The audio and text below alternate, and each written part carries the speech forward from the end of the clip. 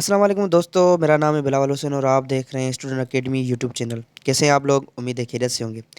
आज हमारा जो टॉपिक है उसमें मैं आपको टेंस के बारे में बताऊंगा, टेंस का ओरिजिन, कि टेंस कहाँ से आया, टेंस वर्ड किस लैंग्वेज से लिया गया है। और उसके बाद मैं आपको प्रेजेंट टू बी टेंस के बारे में कंप्लीट मालूमात दूंगा, उसके सेंटेंसेस के स्ट्रक्चर के बारे में भी। तो चलिए स्टार्ट करते हैं। जो वर्ड टेंस है वो उसका जो ओरिजिन है, मतलब वर्ड टेंस है वो लैटिन लैंग्वेज के वर्ड टेम्पस से लिया गया है, जिसका मतलब है टाइम पीरियड, यानी उसका मतलब है वक्त। आज हम बात करेंगे ग्रामर के सबसे पहले टेंस के बारे में, जो है present to be tense.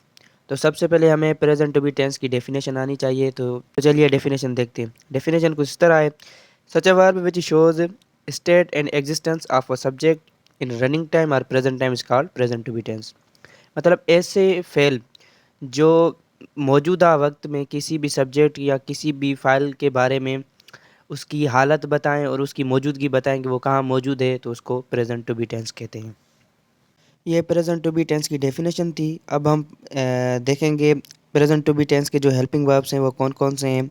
Helping verbs को ऑक्सिलरी वर्ब्स भी कहते हैं। तो चलिए देखते हैं।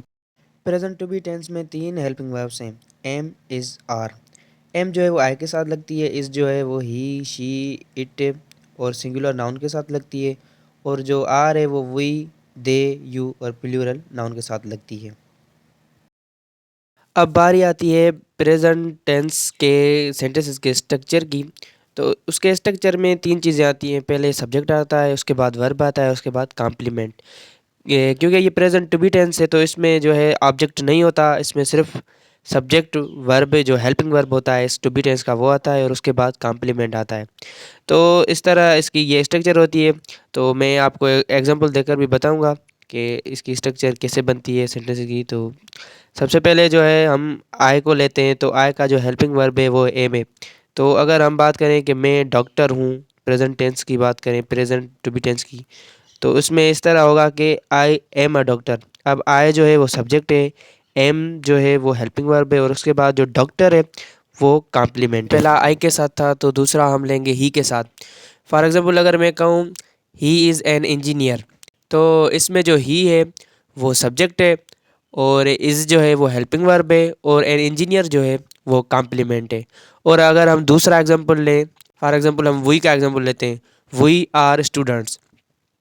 अब जो वही है वो सब्जेक्ट है, आर जो है वो वर्ब है, और स्टूडेंट्स जो है वो कॉम्प्लीमेंट है। तो इस तरह टू बी टेंस के सेंटेंसेस बनते हैं कि उसमें सब्जेक्ट होता है, वर्ब होता है, और उसके बाद उसमें कॉम्प्लीमेंट होता है। इसमें ऑब्जेक्ट नहीं होता क्योंकि ये टू बी टेंस के जुमले हैं, इसलिए इनमें ऑब्जेक्ट नहीं होता। ऑब्जेक्ट हमेशा उनमें होता है जिसमें अगर कोई काम जो है, एक्शन जो है वो ज़ाहरी तौर पे बयान किया जाए, और इसमें जो एक्शन होता है वो नहीं होता है। इसमें सिर्फ हम सब्जेक्ट के बारे में कुछ बताते हैं। तो इस तरह हम सेंटेंस बनाते हैं। ये जो एग्जांपल थे ये स्टेट के थे। अब हम एग्जिस्टेंस के बारे में बात करें कि फॉर एग्जांपल मैंने आपको बताया था कि कोई चीज़ कहाँ मौजूद है, तो उससे भी टू बी टेंस ही बताता है। फॉर एग्जांपल अगर मैं कहूँ he is in A hospital, ये हॉस्पिटल में है, तो इसमें जो ही है वो सब्जेक्ट है, और इस जो है वर्ब है, और इन हॉस्पिटल जो है ये कॉम्प्लीमेंट है। और अगर मैं कहूँ कि they are on the ground, वो ग्राउंड पे हैं, तो दे जो है वो सब्जेक्ट है, आर जो है वो हेल्पिंग वर्ब है, और ग्राउंड जो है वो कॉम्प्लीमेंट है।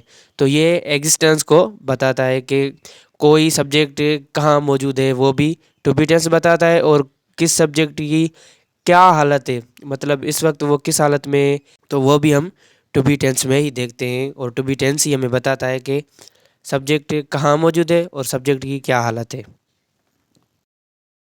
इस वीडियो में बस इतना ही। इंशाल्लाह मिलेंगे नेक्स्ट वीडियो में, तब तक अपना ख्याल रखिएगा। अल्लाह हाफिज़।